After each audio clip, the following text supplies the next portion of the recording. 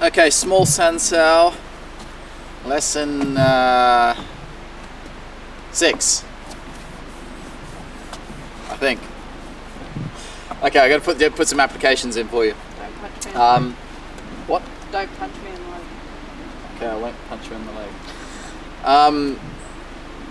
So as I said with the last application set, when we went through just the very basic first few movements, we want to just train the applications in the beginning just to get the structure and get the right angles and everything happening with your form. You should be focusing most of your attention on the solo form in the beginning, but you just very slowly and softly put it together with the partner so you know what you're doing. Otherwise you're just moving your hands about and you don't know what you'd be hitting. So it is important. Later on I'll put a lesson out on actually teaching the martial applications and showing really how to put the power in and do it as a fighting tool. Okay, so we got the first, we've already done the applications of the first 3. Bang, bang, up until there, first 3 moves. So now we're going to do the rest of it, what we've done in the solo forms up until lesson 5. Bang, bang, those ones, and up until there, just showing the basic applications. Okay, so we came from double pung. She's throwing a rip shot up underneath my floating rib, and I'm slamming down with the back of my palm, this area here, slamming into the crease of her arm, and it's scooping into the point. You see, it's not just hitting flat. Just open your hand. I'll just hit you on the hand so it doesn't hurt so much. But yeah, see, I'm not hitting like flat. It's, see that? You can see it's sort of scooping over as it hits the point. So it's really digging into that point, lung 5, just on the crease of the elbow there. Like that. So as I said in the solo form, there's where the application happens. And then it continues up. So nothing's happening on the cross arms of this one. The application actually happens further out. Don't block her arm with your right, so if she throws the punch, don't do that first, because now I'm just hitting her arm. I want her to throw the punch, bang, and it makes contact with her force coming in, so therefore she's going to get a lot more damage to her arm because she's meeting with her force, rather than me stopping it first and then me just hitting her on the point. So bang, that's that one there. She now throws a rip shot, same shot on the other side. This is where we tuck in and hammer down. Be careful with this one, you can really damage your partner, so make sure you work with your partner and figure out how much pressure they can take and build it up slowly. You're cutting straight across both sides of the wrist here, the lung meridian and the heart meridian, like that. So you're catching it in the scissor, like that. But it's not obviously like a scissor action, it's a pumping action like that. So it'll be this little edge here, the knife edge cutting across the lung meridian, and same on the other side for that one. So that's together, bang, cutting across the wrist line. Make sure you're hammering down onto the point. That's why we've got to change the angle, see? Not this angle, as I explained in the solo, you've got to change it like that, so you can get either side of her wrist line there. The follow-up strike, just coming straight in there to gallbladder 24, just underneath the tit, or straight into CV14 in the center of the body. Normally she's going to be slightly turned to the side, so you'd probably be better off going for the side of the body point, the gallbladder points. Okay, from here we have these little moves. As I explained in the solo form, we're punching underneath the chin here. So she throws a straight punch this time. Well, see, and I've got to get out of the way of it. So we're not dealing with hook punches anymore. Only the first 3 to the face deal with hook punches. So I'm hooking with my left hand on the wrist, striking like that with this little V shape, and attacking into the crease of her elbow with the back of that palm again. Just like that last one we did, only it's up high now. So she throws that straight punch, and I do that, I cut it out. But again, see, I'm not trying to push her arm over there, I'm just letting it come over my shoulder. There's no need to throw it further away. This hand's striking, this hand's just hooking in like that.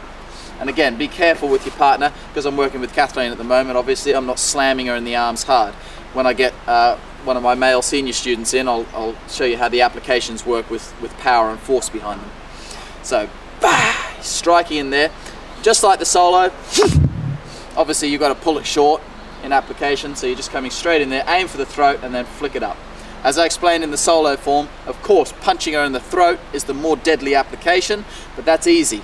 You're not learning about body control and looseness in the wrist. So we use this silly little flicking up motion to learn about those applications. And there are different times, not in this particular set, because we're not only learning application for the application purposes, we're learning the applications to teach your body how to move. An area where you might use that particular shot, I wouldn't use it here because I have the throat open to me. But if, for instance, I was here, and I slammed down on the outside of the arm, wah, there, now look, boom, that's a lovely shot because I can't really get to her throat in this position. So because I've slammed down on her arm, wah, that's going to create this kind of effect, and bah, that's going to come straight up under here with the back of the fist. So the method works, but the way that we train it in the small San Sau is to gain the body mechanic for it as opposed to doing the physical application itself. So that's that one there. She's bang, bang, same thing, all straight punches, there and again, bang, bang. On the last one, straight punch again, see the same block as before, do not grab her arm, you've got to strike the arm like that, with this little crease of the V shape in the wrist. The punch this time it's a practical application, we come straight through, punch her in the throat. Then you take the wrist, see we don't grab the wrist straight away because then I don't get the strike. You must, and then grab the wrist. You take the wrist there. Now in application, see I can't bend her arm any further than that if I don't let it slip, as you can see there. So what, her elbow and her shoulder are going to pop from there.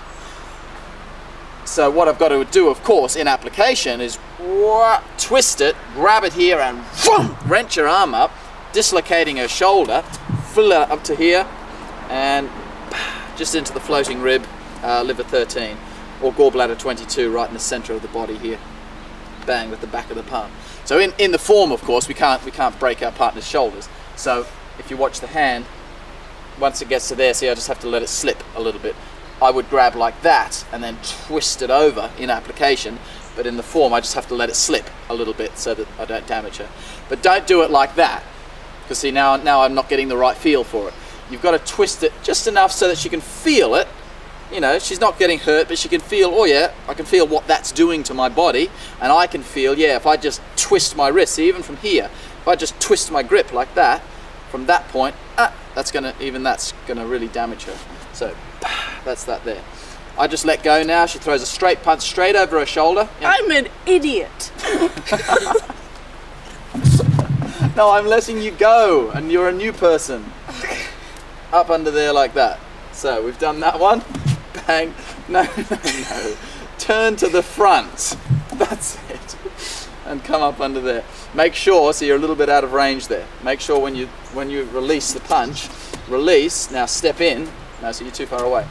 Yeah, make sure always in training you can always hit your partner when you're not training, because this will give me an unrealistic effect on the application. She must be able to actually punch me on the nose. I've got to bring that down and pung up, just like in the solo. Same thing, grab the wrist. In application you wouldn't let it slip, but in training of course we let it slip through and into there. Again, just let go of the hand. She comes through and tries to grab my throat. See that? Again, if you look at the hands, just put a bit of tension in your arms. I'm not pushing on her arms like this. I'm striking her Neguan points, which are just in here, in the inside of the wrist here. So obviously, again, in training, when you're just starting out, do it softly, work up with your partner. As you get more advanced, you smash the hell out of these points to build them up yourselves. So we're attacking and draining energy. The points are struck down towards the fingers to give the best drainage setup. So that's there, and then coming straight into stomach 15 and 16, just on the... This is so wrong. You should have gotten a different girl. Just there, yeah. This is where your nipples are. Just above your nipples, just in here, is where you're striking. And you're twisting into the point, like that. So you're not twisting and then hitting, you're squeezing into the point like that. And again, it's a farging action, so it's a strike. It's that kind of thing, but into those points. Okay, that's what we got up to in the solo form, so that takes you through for your applications. Thank you.